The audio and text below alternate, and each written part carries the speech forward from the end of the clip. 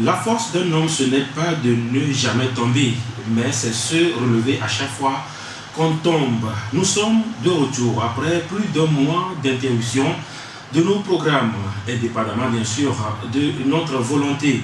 Bref, Dina Sport, c'est reparti donc avec pour ce nouveau numéro de sujets. Nous parlons des premiers actes posés par le Nouvel Élan 2, notamment la prolongation du contrat de Claude-Marie-François Leroy.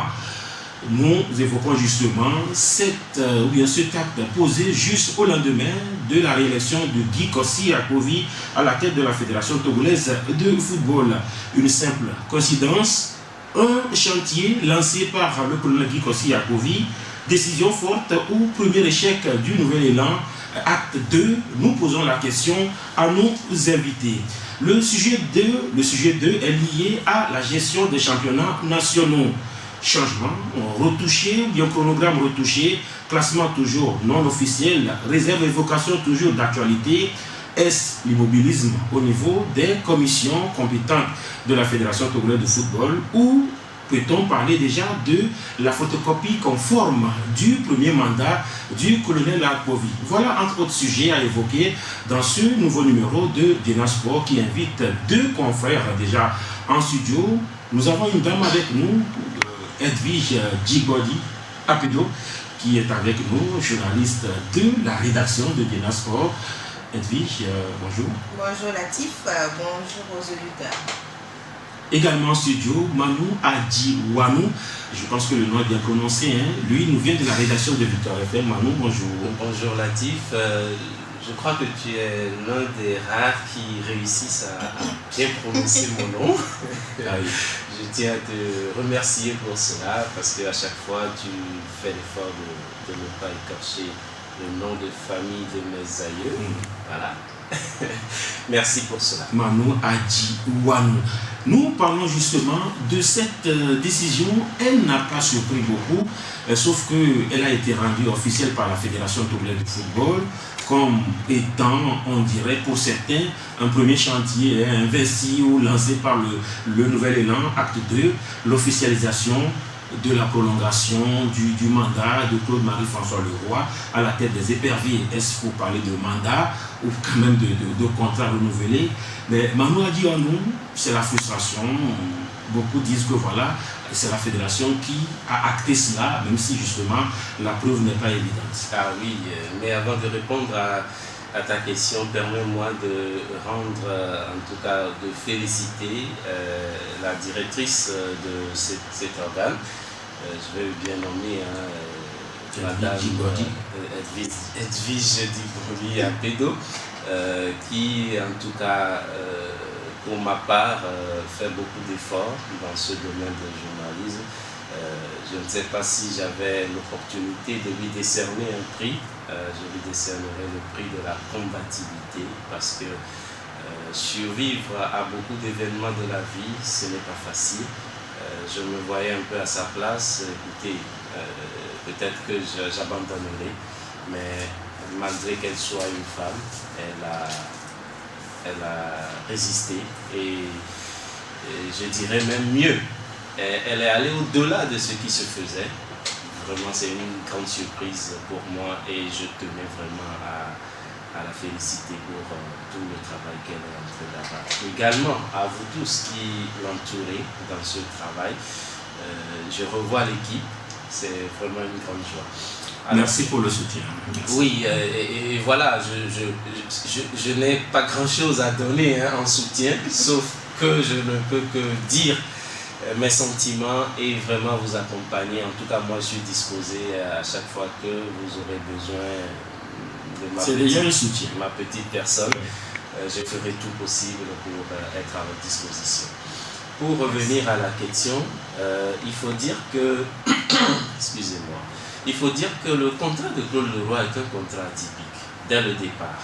Et ce contrat, en réalité, a précipité tous les canaux de signature de contrat normal à un entraîneur. Et cela dit, les responsables de la fédération n'ont même pas la possibilité de savoir concrètement ce qui est dans le contrat, ce pourquoi le contrat était signé. Et bizarrement, on se rend compte que pour la reconduction de ce contrat, la fédération se met un peu au devant. À ce niveau, moi, je fais une analyse. Le colonel Akovi est à double titre au niveau de la fédération, c'est-à-dire élu, bien sûr, par les membres de la fédération, mais comme en mission par rapport à sa fonction de militaire ou de gendarme. Il est gendarme. Oui. Ce qui veut dire que, voilà, ce qui veut dire que sur certains points, connaissant bien le corps habillé, exécution avant réclamation, même si en son fort intérieur, il peut ne pas être d'accord, il est obligé d'exécuter avant de réclamer s'il y a réclamation par après. Il a été sur le coup de chargé de communication des signataires du contrat de Claude. C'est à ce, je dirais, c'est à ce rôle qu'il a été réduit. Parce que en réalité, ce n'est pas à lui de communiquer sur un contrat, sur la reconduction, mais c'est plutôt à lui de signer. Et moi, je le verrai plutôt dans un rôle de signature sur le contrat, après une conférence de presse pour annoncer, et les journalistes vont faire leur rôle de communication ou d'information. Mais on s'est rendu compte que tout a été fait pratiquement de la même manière, sauf qu'actuellement on l'a appelé pour lui dire va communiquer sur la reconduction de ce contrat. Avant sa sortie en off, beaucoup disaient qu'il n'était pas totalement d'accord avec ce qui se fait par rapport à Claude Leroy. À des moments donnés même, il était dépassé. Mais étant donné que Claude Leroy a été recruté par ses supérieurs, vous comprenez, supérieurs de l'autre côté, et que ces supérieurs sont aussi le gouvernement qui normalement devait faire signer ce contrat par le circuit normal, et ils ne l'ont pas fait. Lui, il n'a plus la voix au chapitre. Il est obligé d'accompagner de cette manière. Donc aujourd'hui, nous ne pouvons qu'assister à une reconduction qui nous fait mal, mais qui nous est imposée et qu'on n'a pas de mots à dire. Et lui non plus ne pourra rien dire, même si on le charge en disant il est d'accord ou il a permis. Moi, je reconnais que il n'a pas les tenants de cette reconduction et donc il ne fait qu'accompagner ce qui se fait. La polémique justement, c'est que la sortie médiatique du colonel a été faite juste au lendemain de Kara où il a été réélu et d'aucuns pensent peut-être que ce sont ses premières décisions en tant que président réélu de la Fédération togolaise de football et du GPD. Oui, vous savez, avec les résultats qu'on a connus avec l'équipe nationale du Togo, et sous Claude Leroy, on se disait qu'après son contrat, il va partir. Et malgré ça, il est toujours là. Et c'est le président de la fédération, juste après le congrès électif, qui nous annonce sur un média international que c'est Claude Leroy. On parlait également d'une anomalie à ce niveau. Voilà, que Claude Leroy a été reconduit. Manu l'a dit tout à l'heure, nous on s'attendait à ce que si les choses allaient normalement, comme on le dit, maintenant c'est ce que le président le dit, c'est eux qui ont la gestion de tout ce que Claude fait actuellement et tout ça. Si c'était le cas, je pense que ça doit être une signature au niveau de la Fédération togolaise de football. On peut le faire après dans le bureau du président et après organiser une conférence de presse ou un point de presse avec la presse nationale et internationale pour nous annoncer officiellement que Claude Leroy a été reconduit. Et tels sont les objectifs à signer à ce technicien français. Ça n'a pas été le cas. Et c'est sur un média international. Ça veut dire que c'est dans une interview après son élection qu'on lui demande est-ce que Claude sera toujours là. Il dit oui, il a été reconduit là. Ce n'est pas bien pour le début de son mandat. Moi, je n'ai pas été d'accord sur ce point. Mais vous savez, on nous a servi un vin. On est obligé de boire le vin parce que c'est une obligation pour nous tous. C'est parce qu'on vous a servi que vous êtes obligé de boire. Oui, parce que, attendez, Claude Leroy, il est là. Il est à la tête de la sélection. Est-ce qu'on va renvoyer Claude? Non, on nous dit CAN 2021, Coupe du Monde 2022, s'il ne se qualifie pas avec l'équipe nationale, ça dit qu'il part. Donc on nous a servi le vin. En mars, on aura une double confrontation, on est obligé d'aller au stade de Kégué pour suivre le match des Éperviers. Vous voyez, donc On est obligé de boire le vin, mais la sortie de Guy Koscielny a été mal faite et je pense qu'il doit revoir ça quelque part. C'est ce qu'on essayait de dire lorsqu'il était là pour les 4 premiers mandats, les 4 premières années. On a dit ça. Sa réaction, comment, et quand il y a un problème, la manière dont il réagissait, il y avait toujours quelque chose de gauche. On pensait qu'il devait le corriger, mais vous savez, il est obligé. C'est quelqu'un qui a amené Claude Leroy. Aujourd'hui, on a crié Claude Leroy n'est pas sous la fédération. On nous dit aujourd'hui qu'il est sous la fédération, mais on pouvait faire mieux lors de cette signature-là de Jean. Et la communication de la Fédération togolaise de football n'a jamais eu cette prérogative-là, justement, de communiquer sur cela. C'est le colonel qui joue le rôle, là, en tout cas, de communicateur. Peut-être qu'il a un projet de reconversion pour devenir journaliste à sa retraite. C'est juste une parenthèse. Mais là, ça fait dire que on est parti pour revivre la même danse que ce qu'on a eu depuis 2016. Non, on ne peut pas le dire tout de go comme cela parce que vous savez, après une réélection, il faut un temps de grâce. Et c'est après le temps de grâce au moins qu'on pourra comparer par rapport à ce qui se fait. C'est pratiquement la même équipe qui est là. Hein? Pratiquement oui, mais avec de nouvelles ambitions, dit-on. Avec de nouvelles rigueurs, avec d'autres procédures. Ce qui veut dire qu'il faut un petit temps pour voir est-ce que réellement les parents coïncident ou concordent avec les actions et les actes qu'on va poser sur le terrain. Mais moi, par rapport à Claude Leroy, ce qui m'intrigue, c'est, je dirais, le contenu des propos du président. Je sais qu'en le disant lui-même, doute de sa propre parole. C'est mon impression. Oui. Il disait s'il ne nous qualifiait pas pour la CAN, la Coupe du Monde, son contrat serait terminé. Mais lui-même avait dit cela, Claude. Il avait dit s'il ne nous qualifiait pas pour la CAN 2021, que c'était fini au Bénin. 19, excusez-moi, au Bénin. Que ce serait fini. Mais ce n'était pas fini. Qu'il ne devait pas. On nous parle de CAN 2021, Coupe du Monde 2022. Sachant très bien que Claude ne pourra pas faire ça. C'est ce que moi je dis.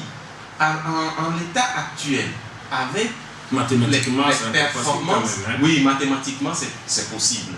Mais moi j'aurais préféré qu'ils disent s'ils réussissaient le match contre l'Égypte, par exemple la fois passée, on attendait, on ne reconduisait pas le contrat. On le soumettait à une victoire au moins par rapport à l'Égypte et après on se dira oui, on pourra lui reconduire le contrat. Mais d'office, on lui reconduit, sachant très bien que ses performances sont des crescendo. Ça continue de descendre au jour le jour. Mais avec cet entraîneur, qu'est-ce qu'on peut faire de bon concrètement? La réalité est là. Il a disloqué l'équipe nationale. Il a déconstruit complètement l'équipe. Il n'arrive pas à reconstruire. Et on lui remet encore.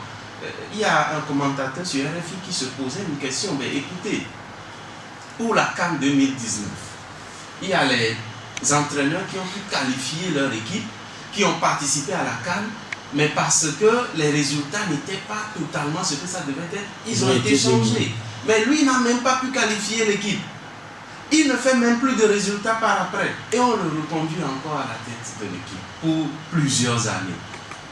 À la limite, c'est une insulte.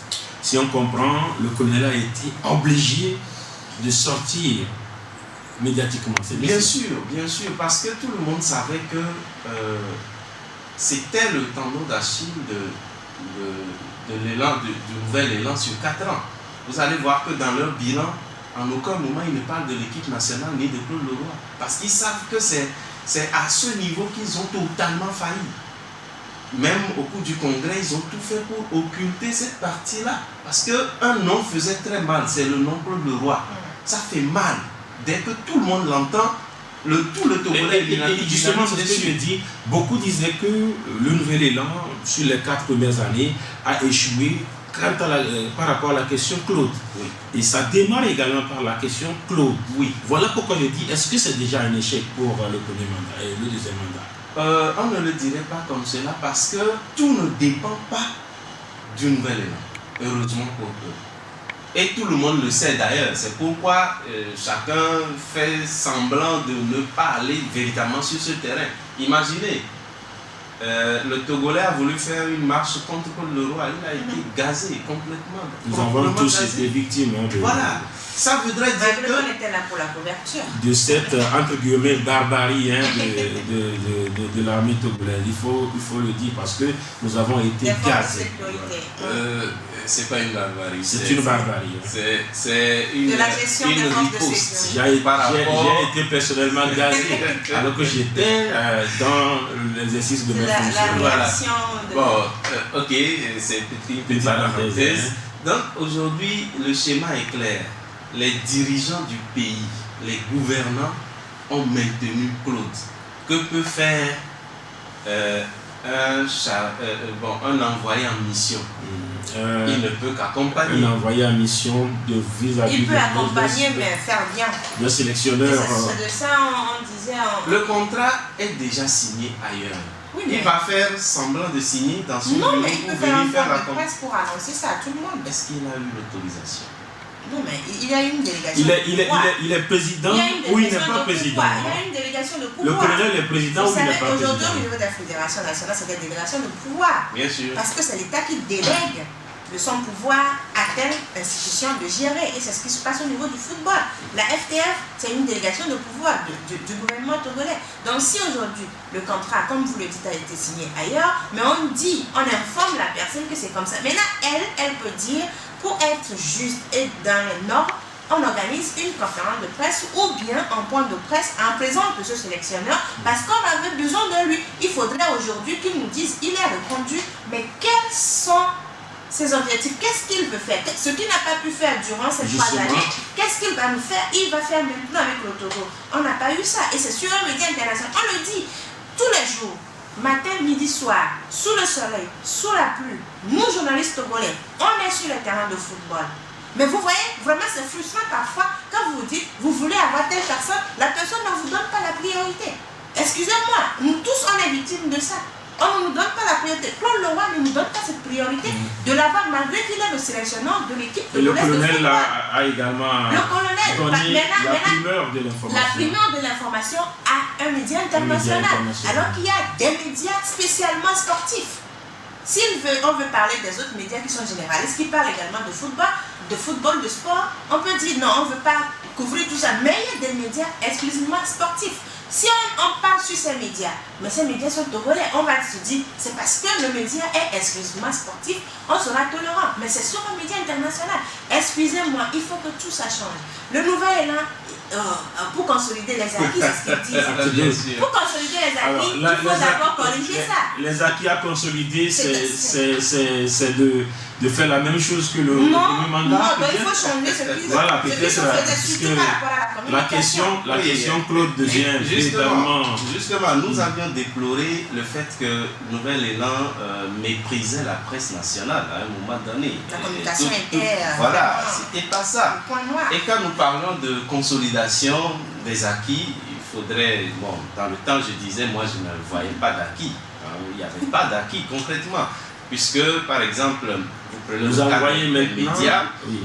Non, mais on dit consolidation des acquis. Il n'y en avait même pas d'acquis. Pour consolider. Au moins, ils ont réussi à vendre des championnats, au moins sur... Il y a eu des chantiers Il y a infrastructurels. la bourse de pelouse synthétique avec la FIFA, l'apport de la FIFA. Au moins, il y a quelque chose. Il y a des acquis. N'est-ce pas, Manuel? Sur le plan communicationnel, je suis d'accord avec vous qu'il n'y a pas d'acquis à ce niveau, il faut corriger, mais le reste... Il y a des pelouses synthétiques qui sont là. Si nous parlons du championnat comme acquis, je suis désolé. Non, je parle de la régularité du championnat. Il y en avait aussi. Oui, mais ce n'est pas régulier. Sauf que le nouvel élan a fait mieux quand même. Ce n'est pas un acquis. Sur cet aspect-là. Ils ont fait mieux que les autres. Dans la régularité. Si tu rentres à la maison et que ta femme te prépare à manger, est-ce que c'est un acquis? Si elle était en retard sur le repas et qu'elle commence à être... Elle respecte l'heure, c'est déjà des acquis. si madame respecte l'heure et te prépare à la maison, est-ce un acquis? Non, si madame Manou...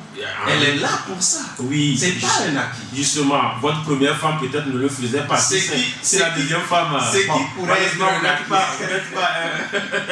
Ce qui pourrait être un acquis, c'est les poses de gazon synthétique. Oui. Mais ça... Et c'est déjà des acquis. Mais ça, on ne pourra pas véritablement dire acquis parce que ce n'était pas acquis dans le mandat. L'inauguration, c'est après. C'est dans le mandat que ça a commencé. Oui, la pause mais c'est pas un acquis parce que c'était pas encore utilisable. Ils ont dit qu'ils veulent, un deuxième mandat pour consolider. C'est ce que tu as déjà. Il y a eu la calmie, hein. Au moins ça aussi c'est un acquis.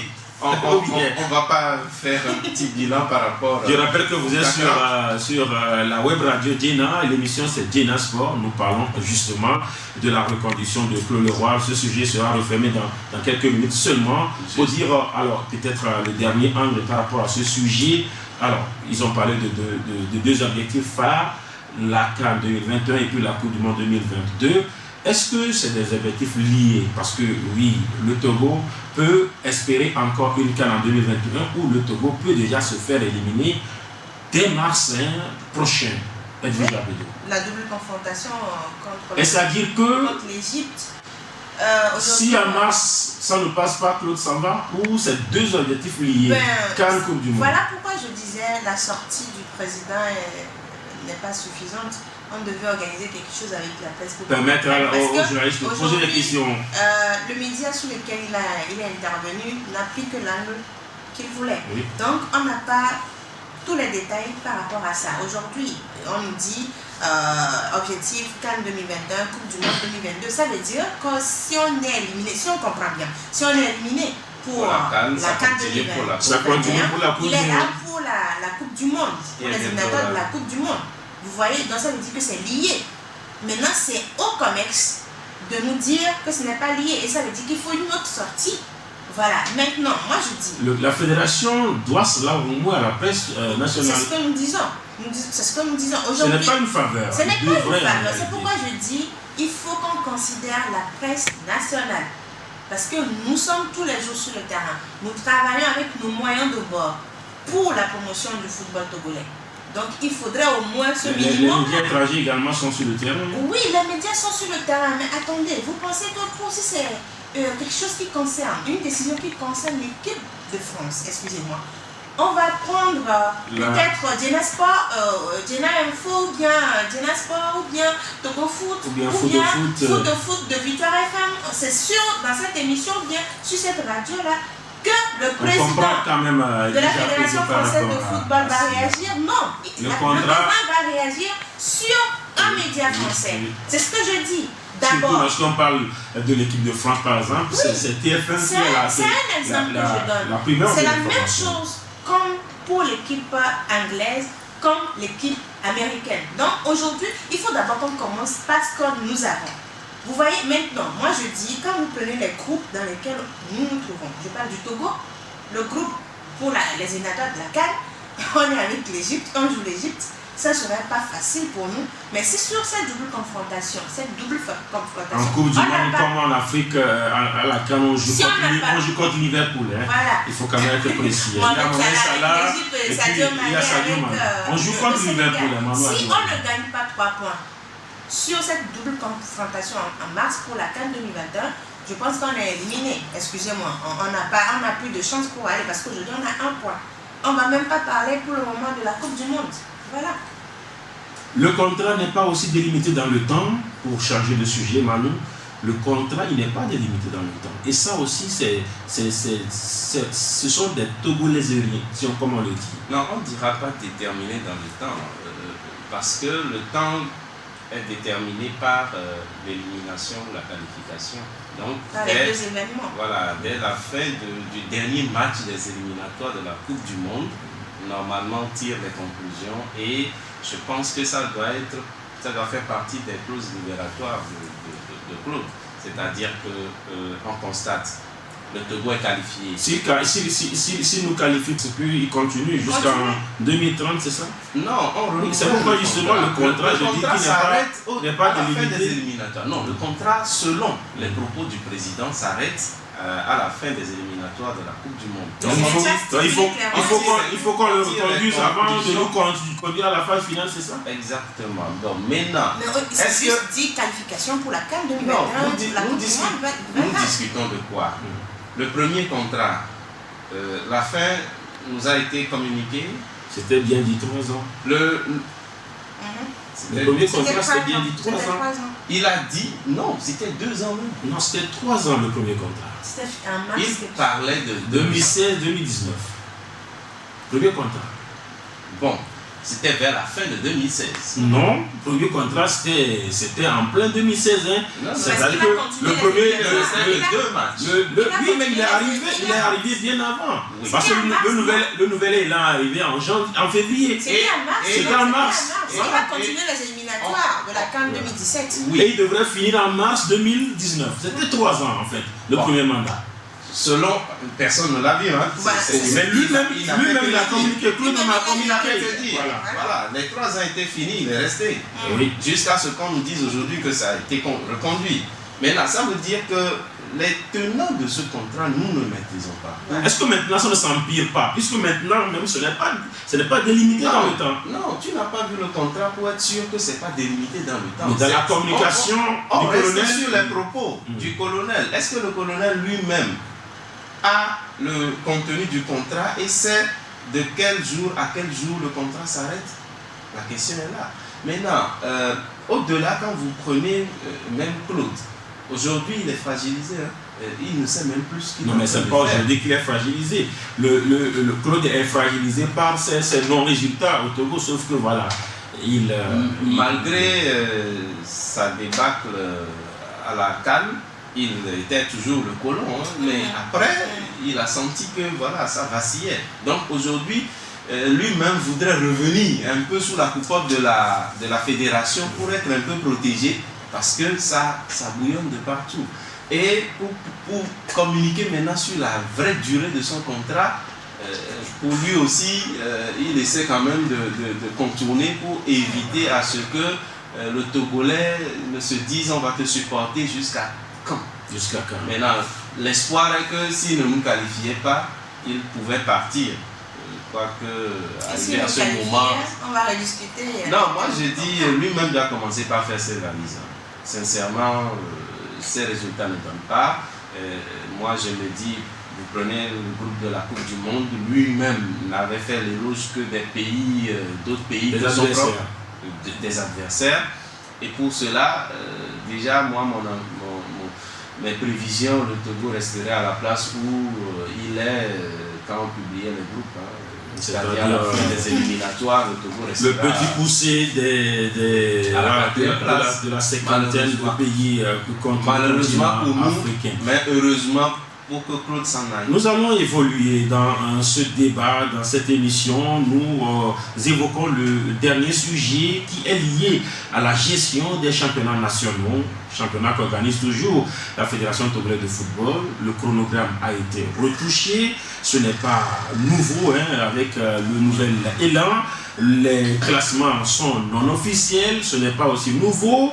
Et puis les réserves et évocations sont toujours d'actualité. On se dit qu'on est déjà dans le nouvel élan acte 2, mais toujours les mêmes démarches visent à Pedro.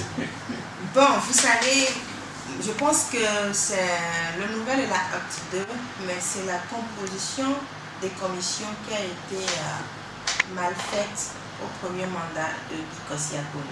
Il faut avoir le courage de le dire. Parce qu'aujourd'hui, quand vous prenez nos commissions, je ne sais pas pourquoi ces commissions n'arrivent pas à travailler normalement et à temps et dans les délais. Vous avez des commissions, ce n'est pas aussi le commerce qui va aller à ce niveau-là, ou bien le président Guy Koscielny qui va aller dire aux commissions faites vite. Vous savez que le championnat. Mais chaque membre et chaque commission est présidée par un membre du COMEX. Voilà pourquoi je dis, ce n'est pas le colonel à Covid, ce n'est pas le COMEX, ce n'est pas au président de courir derrière le président des commissions.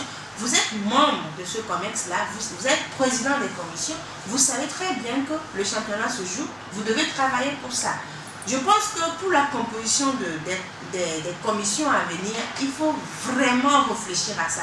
Mettre les bonnes personnes dans les commissions. Ne même pas regarder juste comme ça, on dit non, moi je suis membre du comité exécutif. Les bonnes personnes, ça suppose quoi selon vous? Ça suppose la compétence ou la disponibilité? La compétence et la disponibilité. Et si on n'a pas les deux qualités? On doit l'avoir. Il faut au moins, dans une commission, il faut au moins la majorité, que la majorité soit présente lorsqu'on veut statuer sur des sujets donnés. Donc, dans la composition... C'est sûr qu'aucun disent qu'il y a des disponibles non compétents ou il y a des compétents non disponibles. Il faudrait au moins que dans une commission, que la majorité ait ces deux atouts-là. D'abord, les compétences et la disponibilité. Vous voyez, aujourd'hui, vous êtes là, le championnat, la phase aller s'est achevée, on a débuté la phase retour avec la 14e journée, mais on n'a pas le classement officiel de la 13e journée, de la phase aller. Aujourd'hui, c'est par rédaction que nous travaillons. Nous travaillons avec les résultats sur le terrain. Certains supporters se demandent, et on dit, il y a eu tel recours, bien ça, il y a tel club qui doit être en tête, mais la fédération, depuis ce jour, est muette. On ne sait pas ce qui se passe au niveau des commissions. Je pense que c'est pourquoi je dis, la composition des commissions, c'est un autre travail pour la fédération, pour le commerce. C'est un autre chantier pour le commerce. Il faut réellement réfléchir à ce niveau. Et il y a une troisième qualité à ajouter, il faudrait également avoir des personnes intègres. Parce que vous savez, les championnats ou bien les compétitions sont finalement corrompus et des fois, on a des membres des commissions qui soit sont compétents mais ne sont pas disponibles, soit sont disponibles mais ne sont pas compétents, ou soit qui ont la compétence, qui ont la disponibilité, mais qui ne sont pas bien assises des personnes justement financièrement. Et ça fausse tout, Manuel Joanne. Oui, ça fausse tout, ça c'est réel. De l'autre côté, il faut avouer que le premier mandat du colonel était un mandat expérimental qui n'avait pas la compétence et l'envergure nécessaire pour anticiper sur certains aspects de la gestion du football national. Edwige parlait tout de suite des commissions qui ont été mises en place sur clientélisme, sur compromission, sur les amitié, et tout cela a rejailli un peu sur le travail que doivent faire ces commissions. Aujourd'hui, le colonel doit tirer les conclusions et ne plus évoluer sur ces genres d'erreurs tactiques.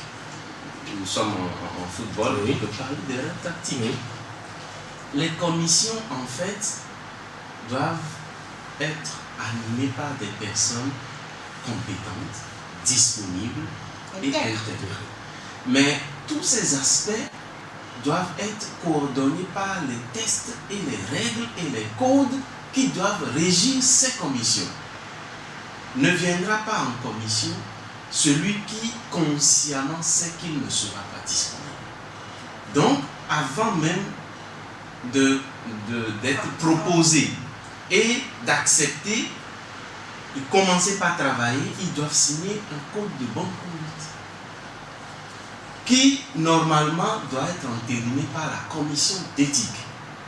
Parce qu'en cas de défaillance, on peut te rappeler à l'ordre une fois, deux fois, on procède au changement, au remplacement. Le colonel Akovi a failli sur plusieurs aspects. Bon, quand je dis le colonel, c'est en fait la commission, la fédération, le COMEX, le comité exécutif, qui a laissé faire pendant 4 ans. Une commission dont un membre s'absente 3 fois consécutivement, ou un certain nombre, justement sans motif, doit être rappelé à l'ordre.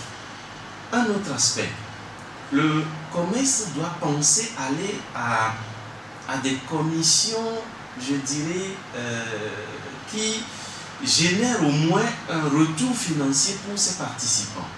Nous savons que c'est du bénévolat, le football.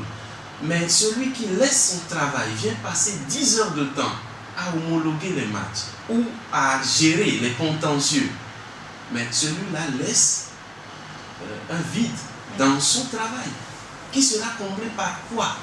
Nous parlons des compétents, les juges, les magistrats, les avocats. Ils vont laisser le cabinet pour ces histoires de litiges qui n'a même pas de fondement. Le club sait très bien que le joueur ne lui appartient pas. Il l'utilise. Après, un autre club porte réserve. Et ces questions-là reviennent. Il va passer son temps à les gérer alors qu'il a des millions à prendre derrière. C'est là la question qu'il faut se poser aussi. C'est pour cela, moi je dis toujours qu'il faut aller vers, comment vous l'appelez, une ligue professionnelle de football. Et dans cette ligue, les membres des commissions auront des émoluments, quelque chose pour au moins payer le temps perdu, le déplacement, l'engagement personnel et l'énergie dépensée. Mais quand on parle de bénévolat à longueur de journée, moi-même à leur place, arrivé à un moment, j'aurais des difficultés. Je sais que bon, on leur donne des fois 10 000 francs pour carburant, déplacement, mais en fait, ce n'est pas ça. 10 000 pour un directeur de société. Maintenant, on comprend un peu. Maintenant, par rapport à l'intégrité, il faudrait d'abord que le commerce lui-même soit intègre. De deux, il faudrait que la commission d'éthique soit véritablement aux aguets. La commission d'éthique doit être comme l'épouvantail, qui doit faire peur. Doit frapper tout le monde. Tout le monde.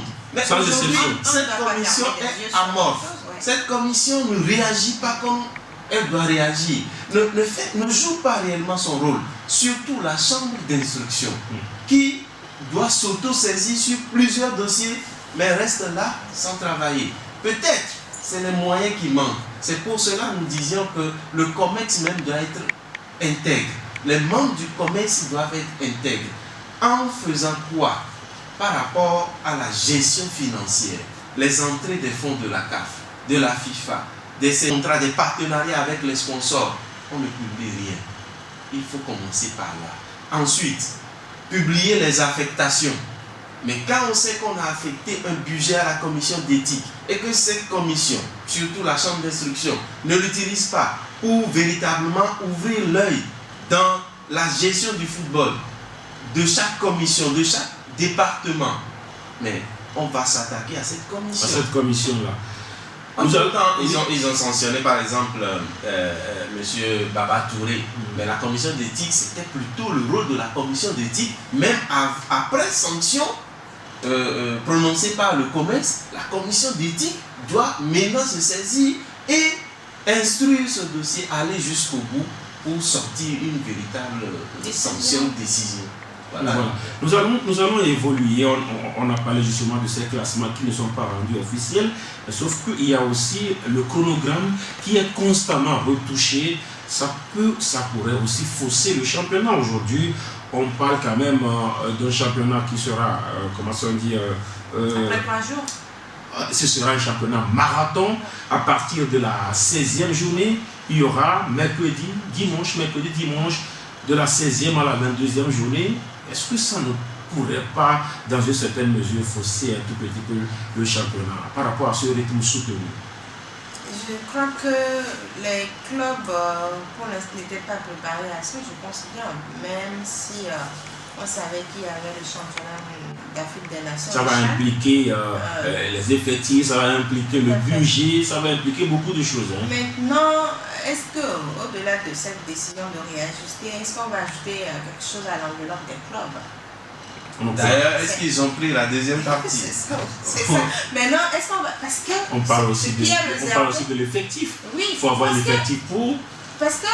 Il faut bien manger. Ils n'ont pas été informés bien avant le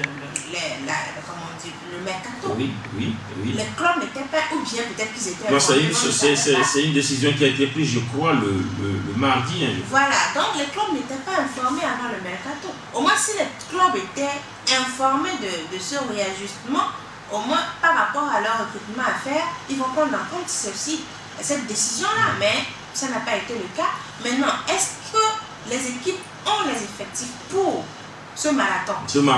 On peut avoir de bons joueurs, mais ne pas avoir un effectif grand. Ouais. On peut avoir de petits joueurs, mais avoir quand même un effectif grand. Ça pourrait équilibrer ou déséquilibrer le championnat. Latif, par rapport à cette réalité de modification du calendrier, moi je ne trouve pas d'inconvénient dans la mesure où les clubs doivent s'apprêter à toute éventualité. Vous êtes un club, vous jouez un championnat. Par rapport à certaines réalités, on peut réajuster le calendrier. Mais là où le COMEX fait fausse route, c'est de prendre ce genre de décision de manière unilatérale, sans consulter les clubs et sans discussion préalable avec ces clubs. Parce que le COMEX, à un moment donné, se retire, prend une décision et puis l'impose aux autres. On la met devant le fait accompli. Devant le fait accompli, c'est ça qui est mauvais. Le COMEX devait rassembler les clubs, leur présenter les prévisions, les possibilités, les pertinences d'une telle décision. La discussion va être menée. À la fin, le dernier mot revient au COMEX.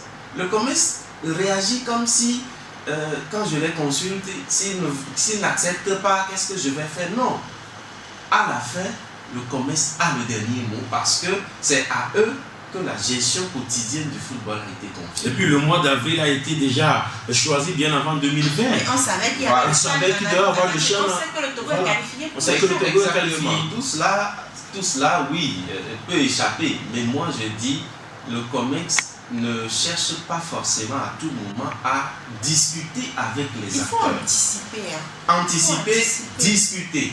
Mais là également, est-ce que ce n'est pas justement la fédération même qui se complique la chose ou bien la tâche? Parce que lorsque vous écoutez certaines personnalités au niveau de la fédération, ils se disent mais ailleurs, il n'y a pas de réunion avant le début du championnat, ailleurs on ne fait pas ci, ailleurs on ne fait pas ça. On va pas suivre et ça fait qu'aujourd'hui justement, ça manque cette communication entre la fédération et ses membres. Il faut toujours prendre exemple ce qui est bien. On ne va pas dire ailleurs il n'y a pas ça, il n'y a pas ça, il n'y a pas. Donc nous aussi on va pas. Avant le début de chaque saison, exemple, il y avait des réunions entre. Il y avait des réunions entre le COMEX et les clubs. Vous allez voir qu'il y a moins de réunions maintenant. Moi je pensais, même cette décision pouvait être proposée en divers lors du congrès électif. Voilà. Cette décision-là pouvait être proposée en divers. Et que même à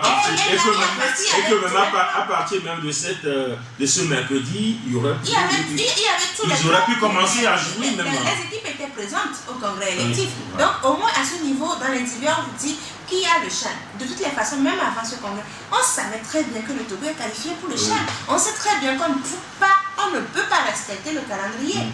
On ne peut pas parce que ce sont des joueurs locaux qui vont jouer le Chan. Donc il faut permettre d'abord à la sélection de se préparer. Maintenant, les joueurs qui seront sélectionnés, ils vont quitter leur club.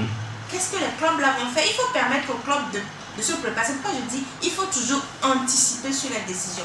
Ça, ce n'est pas un truc qui vient de nous surprendre. Non, on était déjà informés. On savait qu'il y a le Chan en avril. Le Chan ne sera pas repoussé.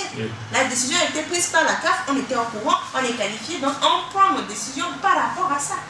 Nous avons encore 2 minutes à passer dans cette émission. Moi, ce que je dis, c'est que nous n'avons pas la culture de discussion avec idée interposée pour aboutir à une résolution meilleure à toute la partie.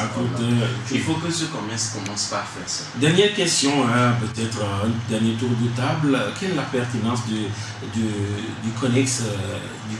système Connect FDF par rapport à la question des réserves, des évocations? Quelle est la pertinence du Connect FDF? Il faut dire que c'est maintenant que ce système est en train de s'implanter durablement. La première pertinence est que dès lors qu'un joueur est détecté ayant ou en détention d'une licence qui ne lui serait pas destinée, c'est clair que la commission de discipline n'a plus de problème ni de souci à régler ce problème. On se focalise sur la composition du dossier, la provenance du joueur, etc. Et puis on statue. Tout le monde est d'accord, on ne peut même plus revenir sur cela. Ça, c'est un aspect. Deuxième aspect pour ce système, c'est de pouvoir éviter aussi d'autres, en tout cas, par exemple, le changement de nom, le changement de date, de naissance, il y a beaucoup de réalités quand même qui, dans 2-3 ans, ne pourront plus faire objet de réserve par rapport à notre championnat. C'est peut-être parce qu'aujourd'hui, il y a encore des failles et l'honnêteté au niveau des joueurs et des secrétaires généraux n'est pas encore de mise. Et quand les sanctions vont continuer par être prises, ça va faire en sorte que ces secrétaires généraux seront beaucoup plus ponctueux par rapport aux déclarations à fournir avant d'établir une licence à un joueur. Edwige? Moi, je pense que c'est... Parce que notre réalité, c'est ce que Manu a dit. Tant que les joueurs ne diront pas véritablement la vérité, ce n'est pas une tautologie, il y aura toujours cette question de réserve et d'évocation. Oui, mais ce qui est le joueur important... vous dira, je ne connais pas Badou, alors qu'il a déjà joué 3 saisons à Badou. Mais il va vous dire que je ne connais pas Badou, je n'ai jamais vu à Badou. Mais avec ce système, je pense que ça va s'arrêter. Ça va s'arrêter. Sauf que ça a commencé, mais il y a toujours... C'est ce que je dis, c'est un début. C'est un début. Aujourd'hui, quand vous allez en Côte d'Ivoire, même le Burkina a commencé. On essaie d'éviter cela. Quand vous êtes un joueur, vous avez disputé le championnat burkinabé, vous venez au Togo, on a déjà tout sur vous. Il suffit qu'on tape dans le système connect de la FTF, on verra également que vous avez déjà joué, puisque c'est un truc lié au niveau de la CAF. Maintenant, c'est à la fédération d'être vigilante, d'abord de former les différents, secrétaires généraux, les administrateurs des clubs, même au niveau de la fédération elle-même, et même nous, médias, par rapport à ce système-là. Parce que c'est un bon système, il faut arriver à ce niveau. Parce que les joueurs, peut-être la phase d'aller, il était au Bénin, la phase de retour, il est au Togo avec un autre nom. Même dans ce championnat, on a connu des joueurs sous un nom. Ce sujet va forcément revenir. Et nous allons peut-être vous promettre justement le chargé de ce système à la Fédération togolaise de football. Nous aurons peut-être l'occasion de justement l'inviter ici pour véritablement lui poser certaines questions pour en savoir mieux sur le Connect FTF, parce que justement les problèmes sont toujours là. Koroki Metete a perdu déjà 6 points et il y a également Unisport qui est en train de perdre ou qui a perdu également 3 points. Ça n'honore pas véritablement le championnat national de football de première et de deuxième division. On s'arrête là pour aujourd'hui. Merci à tous ceux qui nous ont suivis. Merci à Edwige. Merci, c'est un plaisir. Très joliment habillé, comme d'habitude. Merci à Manu Adji Wanou. Oui, ce fut vraiment un grand plaisir, surtout que c'est une reprise. Vous m'avez fait l'honneur d'être en tout cas invité pour la première émission reprise, si c'est bien ça. Ouais. Merci pour vous et c'est toujours un plaisir pour moi d'être avec vous. Merci également à Rémi Moupati qui a assuré comme toujours la réalisation de cette émission. Je suis Latifi Roma. Continuez par nous suivre sur le www.radio.djena.info et également sur nos différentes plateformes djena.info et puis djenasport.info. Merci et à la prochaine.